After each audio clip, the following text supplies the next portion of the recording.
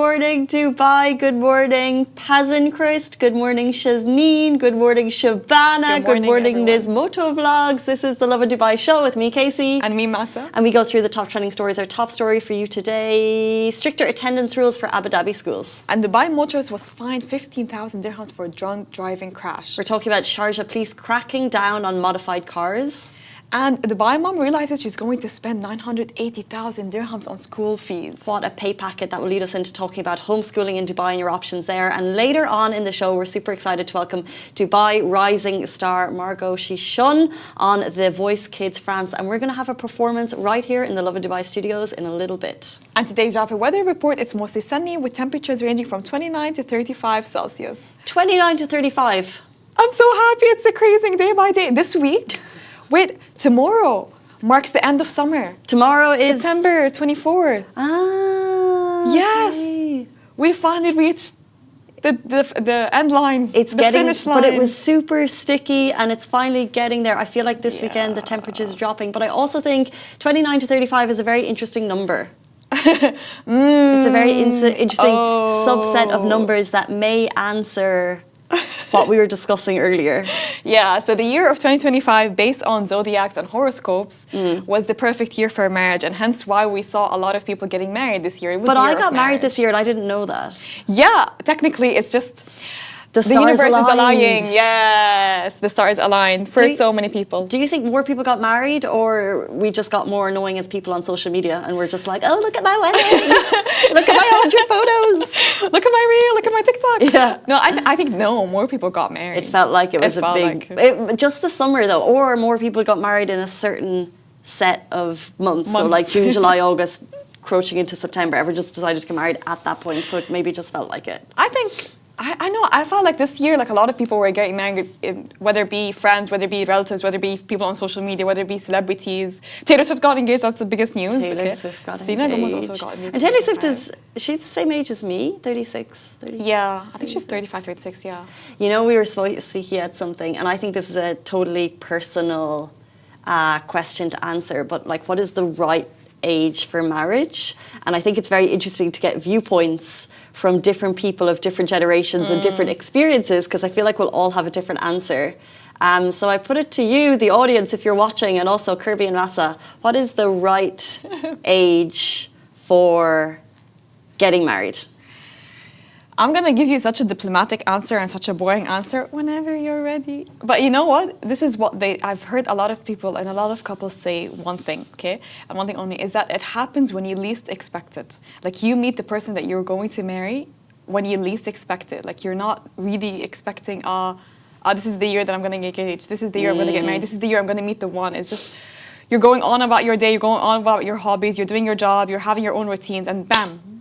Fine. But you didn't answer the question, because the question, yeah, right, so you got to wait for the right person in the right moment, but what do you think is the right age to do it? So if you were to look at your life, you leave school at 18. It's legal in most countries, by the way, to get married between 18 and 21, so I don't want to hear any younger than that. And then, you know, you possibly start your career, or you possibly start your family, or you do the career thing, or you do the travel thing.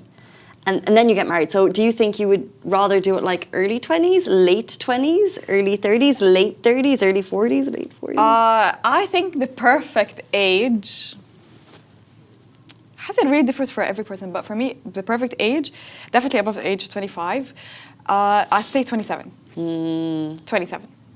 Yeah, that's a good age. 26, 27. 26, 27. Not under 25. Below the age of 25, I think it's too early. Kirby? That is the age that I got married. You got married at 27? Kirby ticked the nice box. Hey. I think. What about you? I think I agree.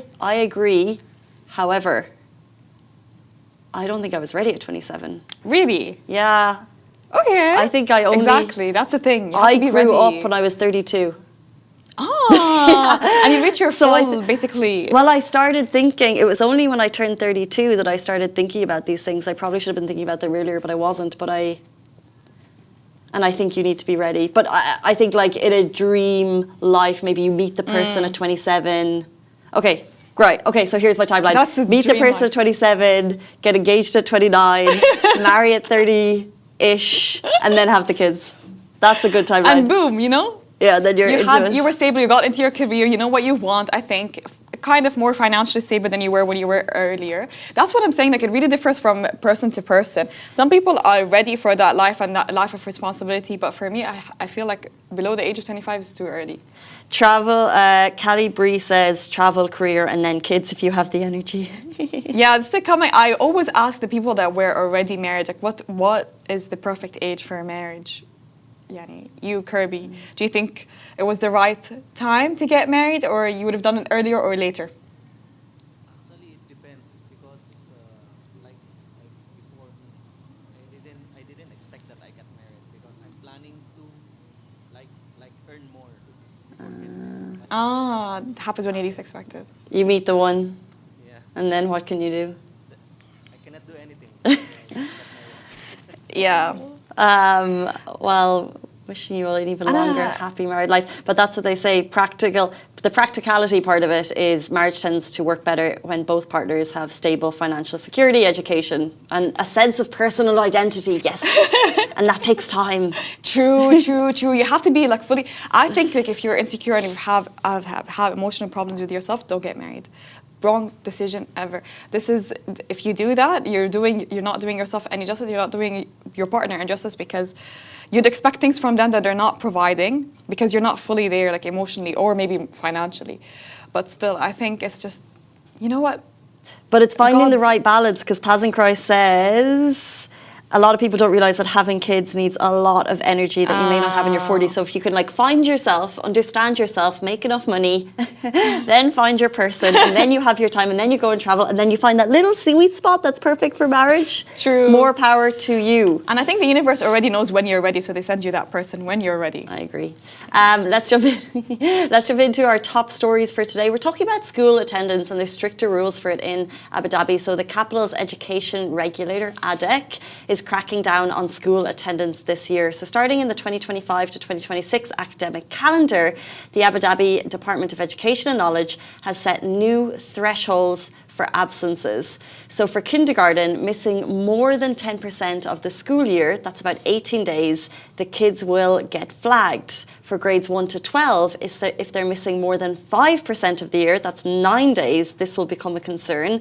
And this applies whether the absence is excused or not. So what counts as excused? Illness, emergency medical appointments, the loss of a close family member or official duties, or governmental closures or ADEK approved exam leave. But even then, your child has to catch up on any missed lessons or tests. Parents can write sick notes for up to 3 consecutive days, and this max out at 12 days per year.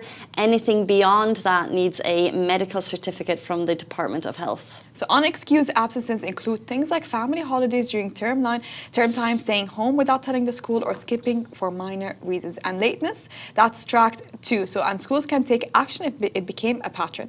ADEK says at best, attendance is the foundation of your child's future success. Being on time and present builds responsibility, protects learning, and ensures your child thrives. There's clearly been an issue with attendance that they're going to have to put these regulations in place. I think it is super important if a child is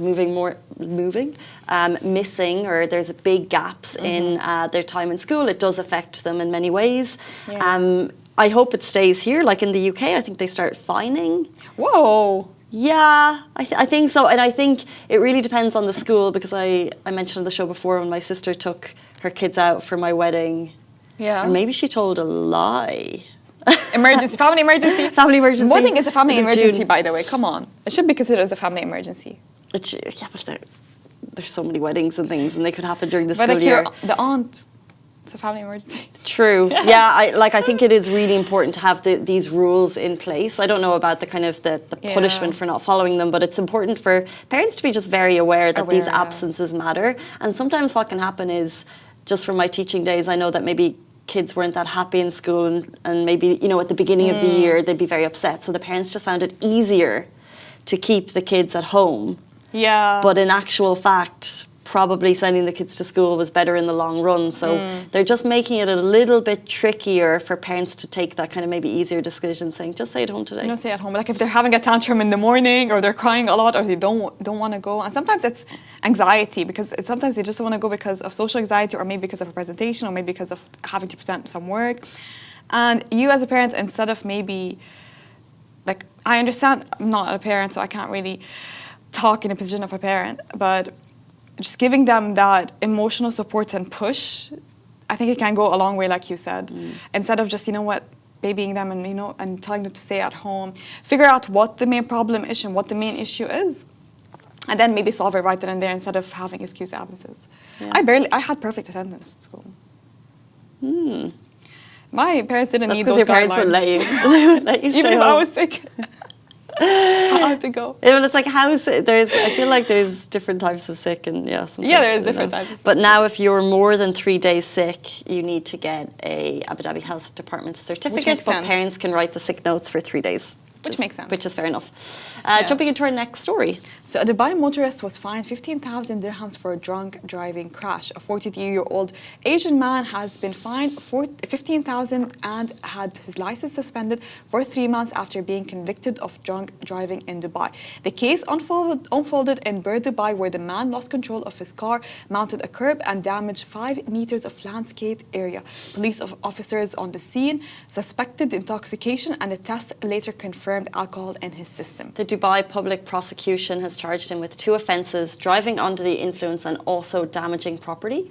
In court, the man admitted the charges. Judges issued the harsher penalty, ordering the fine, a licence suspension and his release once the payment and detention period were complete. So this case serves as a reminder of Dubai's zero-tolerance approach to driving under the influence. Super important for police to take a really hard approach to this. It's really important. Lives could be lost.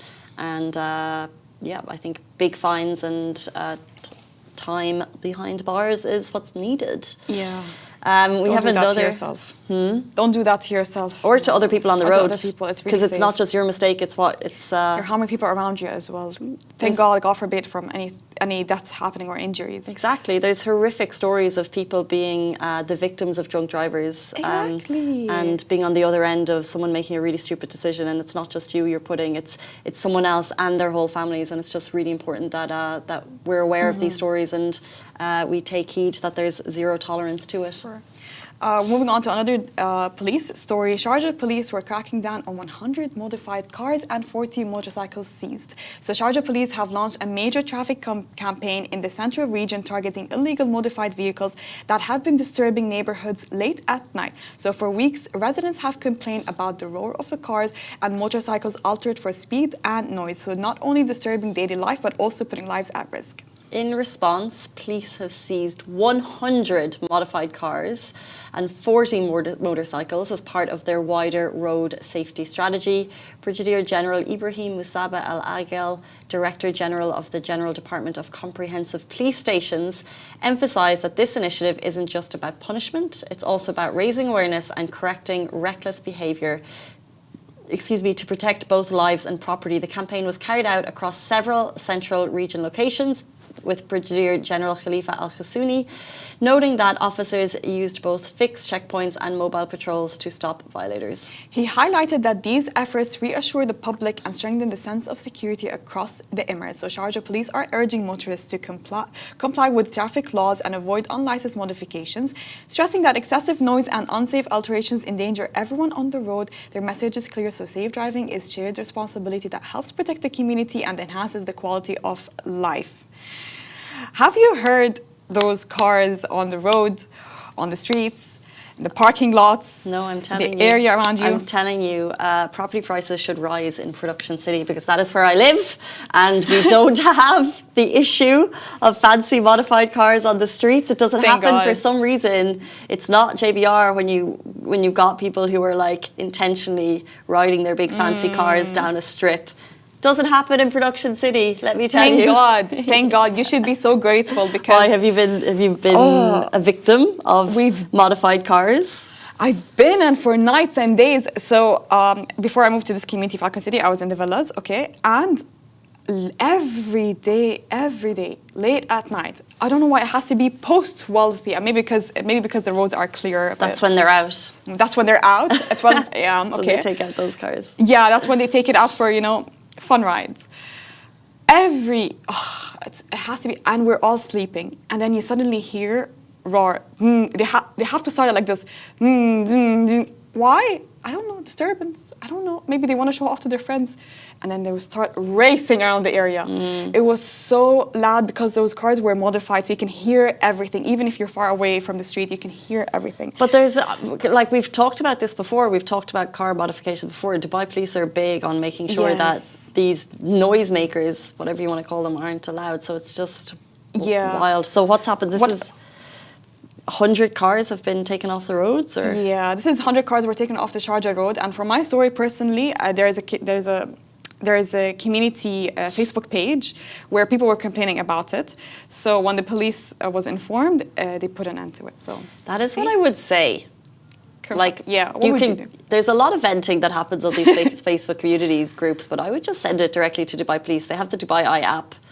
I wouldn't send it. You can send it to us at Lovin Dubai. A lot of people send us stories as well. But I'm thinking you could report this to the police, or if you've got a complaint with. We had a great story over the weekend about someone had a complaint about a hole in the road. Mm-hmm. They sent it to RTA, and RTA fixed it. Like, you have to send it to the correct authorities, but things do get fixed here. Things do get changed, and there are teams in place to monitor this unruly road behaviour.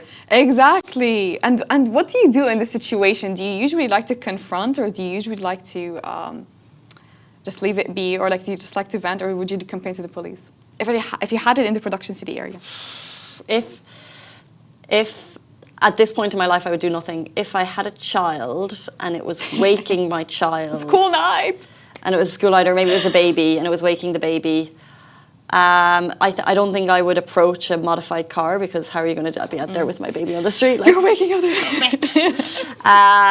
There's a Modern Family episode where Claire, the mom of the family, tries to put up a sign, like a stop sign on the street. Oh yeah. And then she joins the local council. I would, if it was really bugging me and it was affecting sleep and it was a consistent problem, I would report it on Dubai Police app.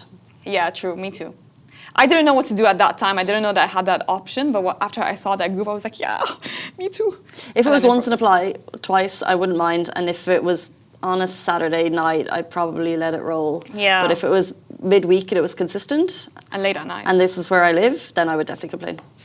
So, watch out. Watch out for Casey. Let's jump into our next story of the day. A Dubai-based mom, she tallied up what she's spending on school fees, and it hit 980k. Her name is Helly Lisa O'Brien, and she recently shared a story about schooling expenses. And brace yourselves, she tallied up the total spending amount for one child is close to 1 million dirham. She said with family expenses already through the roof, she joked that she's sticking to homeschooling, or staying home, in her PJs for the foreseeable. So the price of school fees has encouraged some Dubai moms to move towards home, as it gives them more control over their child's growth, while others believe that structure of traditional school is worth the cost. For those non-parents in the room, I just want to call out what you might be expecting to pay for school fees. And this is all available on KHDA and Edway's website. So Repton School is an outstanding school, and that's sometimes how the fees are done. And the fees go between 67,000 dirhams a year and 102,000 dirhams a year. And then for a good school, you're looking at 46k to 66k a year. So it's a fair amount. It's a fair amount. It's a lot of money. It's a lot of money. And so we actually have a mom who talked about homeschooling her kids. And we're looking at homeschooling. Would you like to have been homeschooled as an option? Homeschool as an option?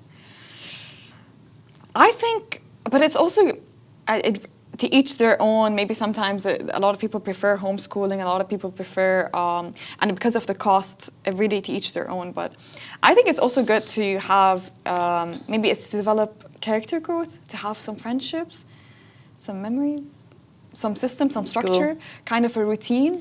But if you're looking at, or differentiating between close to 1 million dirham Yeah, that's the for 3 kids, sometimes it's not feasible. It's not, yeah, that's the thing. Like, if it's not feasible I for a guess lot that's of one of the families, more- that's the best alternative to take.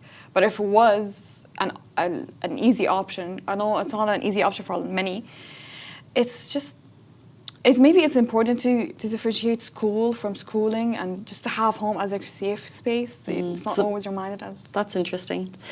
But actually, I should say that I'm saying that it's a price comparison, but Yeah. Coerman, who's that's the Instagram handle, but it's a mom in Dubai, and they have gone down the homeschooling route because it gives them flexibility and freedom, and they've basically set up a classroom in their home. They have a private teacher who comes Monday to Thursday, 3.5 hours a day, and then as parents themselves, they do the teaching on Friday because the dad is a financial expert, so we teach them about money management, and the mom's an entrepreneur. But she says she's actually paying about 60K per kid per year. So in some cases, it could still be considered more expensive than the traditional schooling route. Yeah. But they like the freedom and the flexibility of like no traffic, 3.5 hours with a teacher, done. And then the kids can enjoy their lives. True. Oh my God, I forgot about the traffic in the morning, the drop-offs, and the buses. That's a different cost, by the way, if you want to take the bus road. And the pickups. And everything. So it's And the like just homework. remove that whole... And the activities and the after-school curriculum things. It's a lot of things. A lot of things to think about. So, again, let's look at this from a personal perspective. Yeah. Would we have liked being homeschooled? That's a really good question. I don't know if I would. No, I think sometimes. School is hard, though. You It's know when you're hard. like your teens and It was everything nice is to go hard. see your friends, you know. Yeah, but it was also very like... But I hated it. Yeah, like at the time, like you just stayed home. I don't know if I would have applied myself at home, but I didn't apply myself in school either. So I Yeah. So when is it when? So stay home. Stay home. It's It's the same cheaper. thing. Same thing.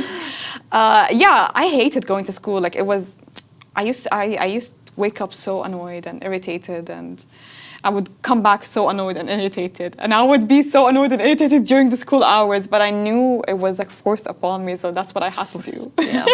Well, like it is a must. It is a mandatory. my education. I just have to get my education. If any student is watching, study hard. It's worth it, and you're blessed to be able to go to school every day. Yeah, alhamdulillah. We're blessed. Let's move on. We are very excited to welcome our guest for the day. She's a young Dubai rising star. Her name is Margaux. She's shone on The Voice Kids France, and she's going to be with us after this very short break. Do stay tuned.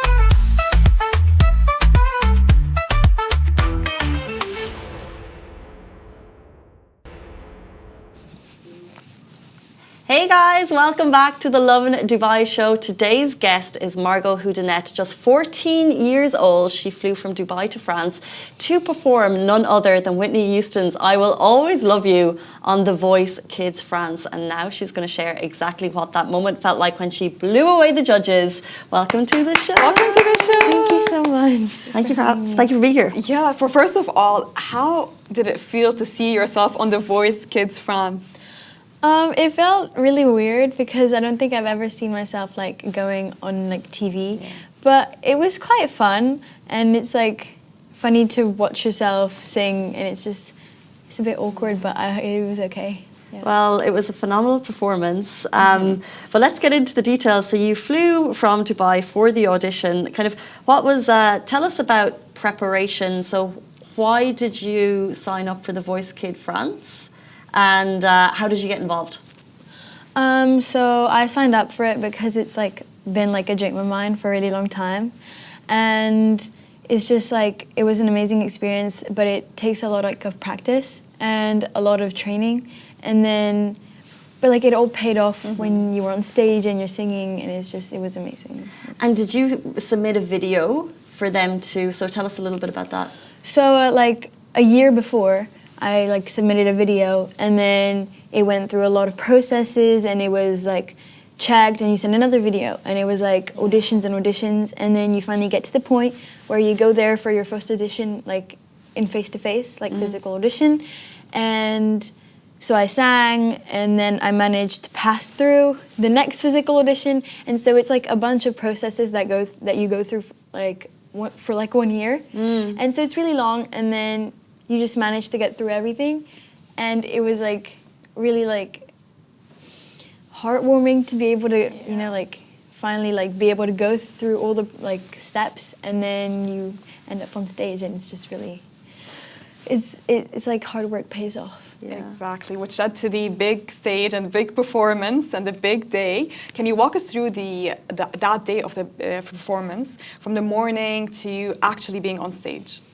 So, like the things that I did that day, I had to go through all like the clothes, like the outfits and the little like makeup preparation, but then I also did like my vocal warm-ups, my vocal training. We did some practices on stage, and then you would finally like go into the makeup for your touch-up, and they would film you and do an interview, and then you just went on stage and you performed. And how it's phenomenal to hear that it was a year Yeah. build up, and that you're getting kind of yeses the whole way through.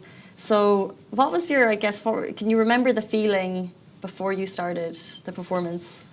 The feeling, so before I started, like I had I had butterflies, and I was quite like anxious and worried that I was gonna mess up. And then I walked on stage and I sat down and I started singing and playing.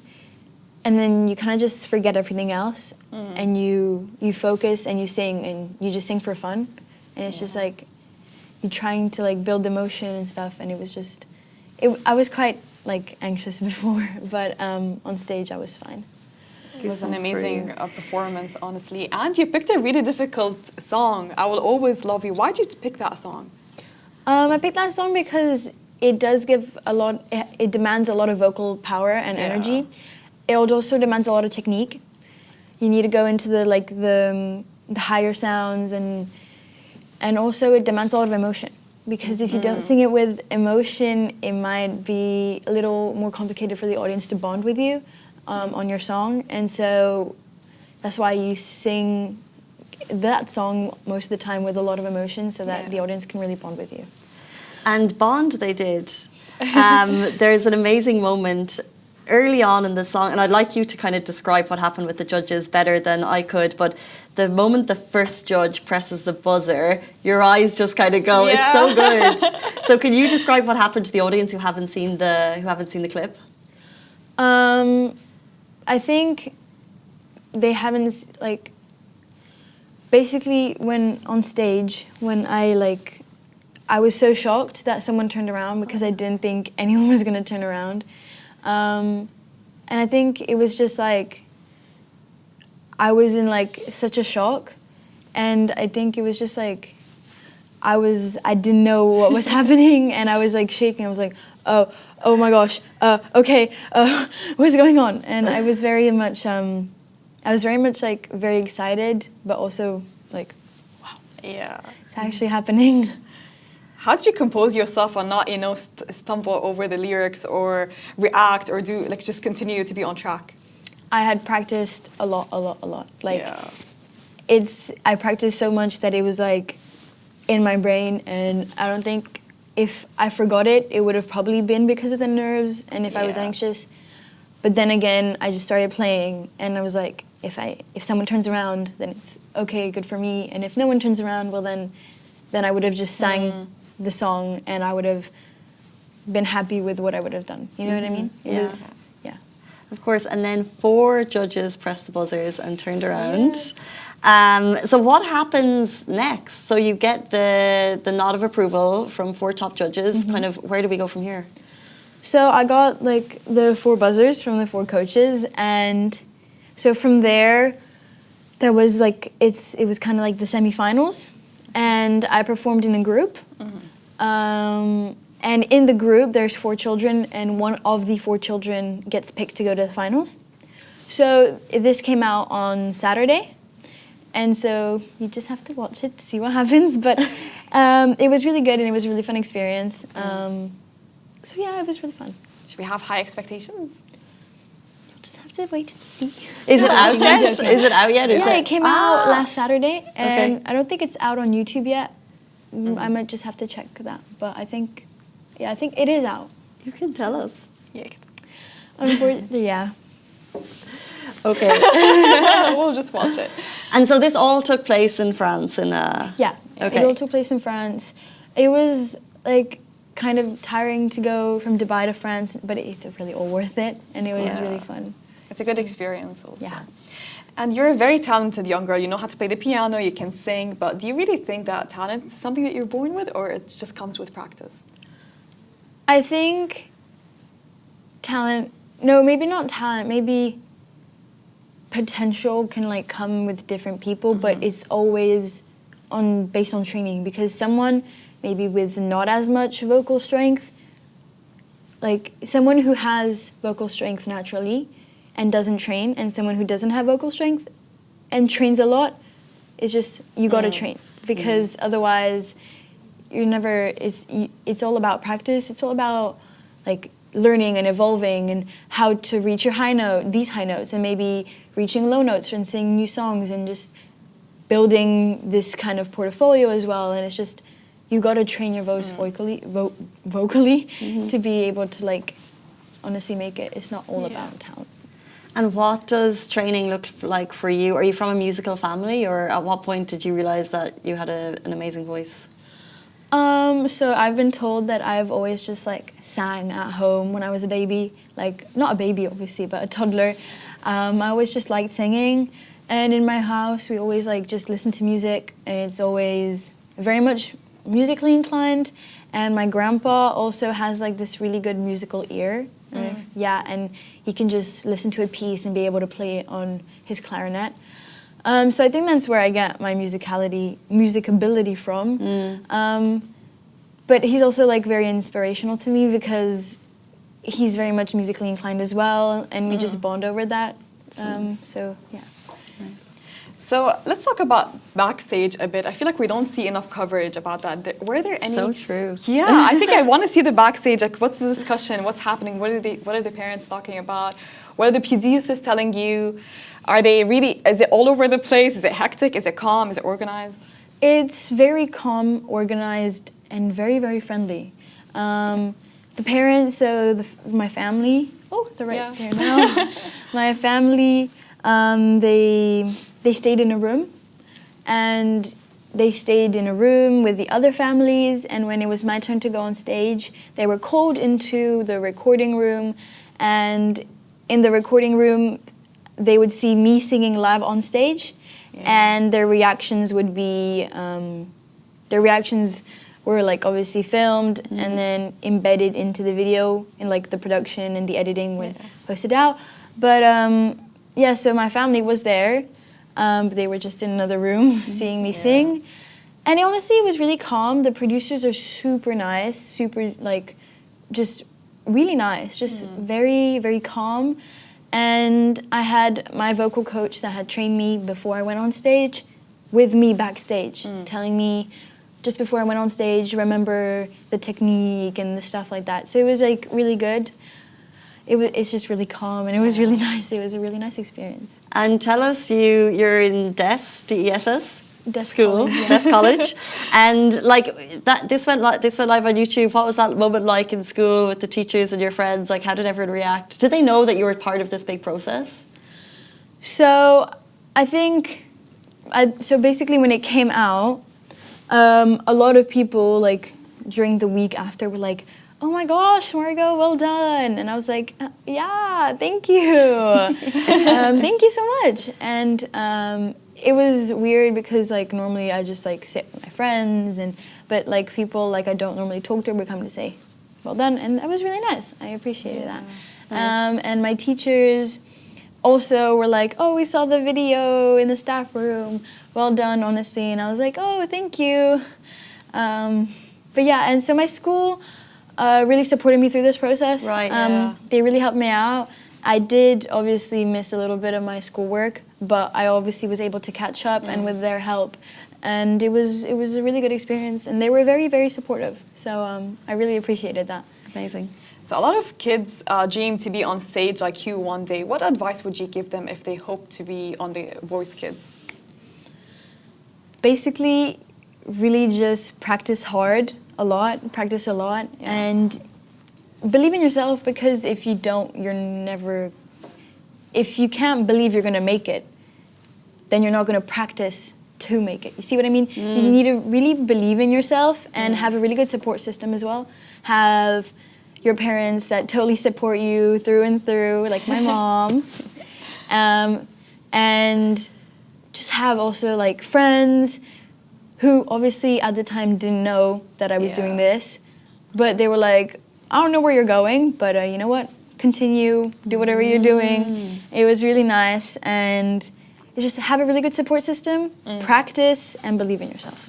Very wise words, Margaux. Thank you so much. And now a surprise. I've seen the clip on YouTube and I'm super excited for this. Margaux is going to sing for us live in studio, so take it away. Okay, so I'm going to be singing my interpretation of Creep by Radiohead.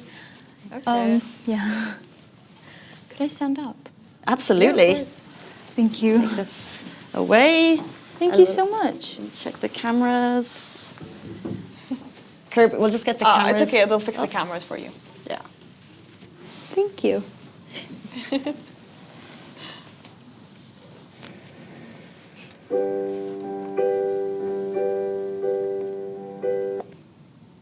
Oh.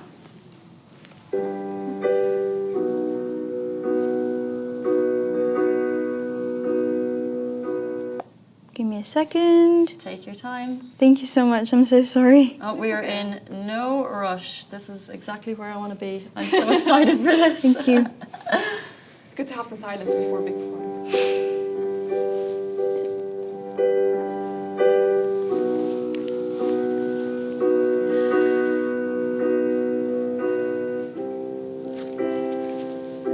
Just a little intro. Okay.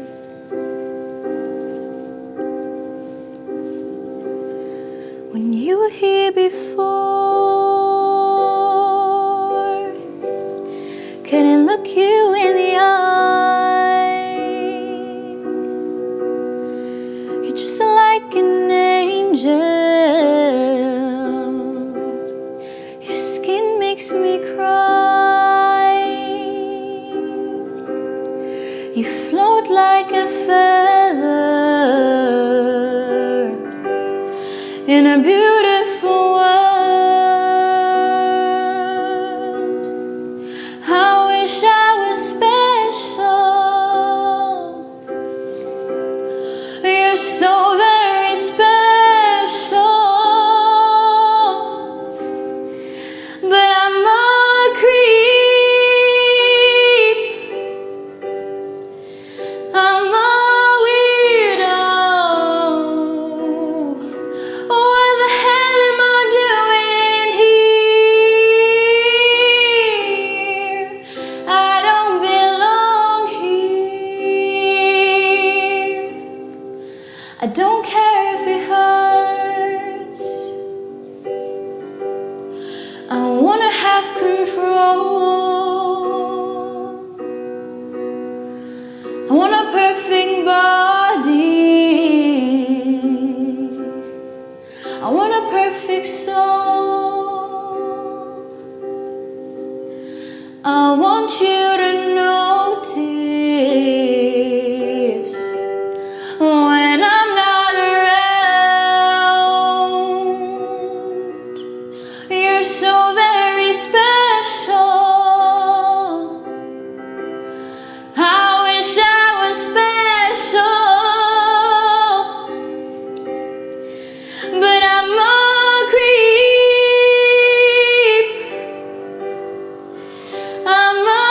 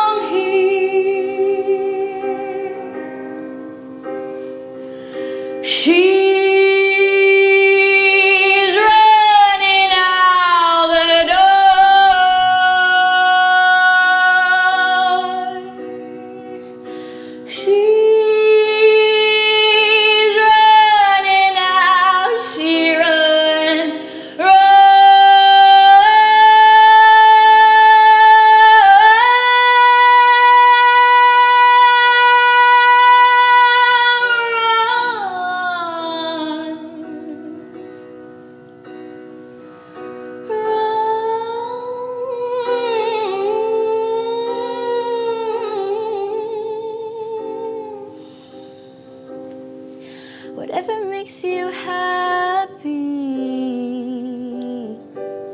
Whatever you want,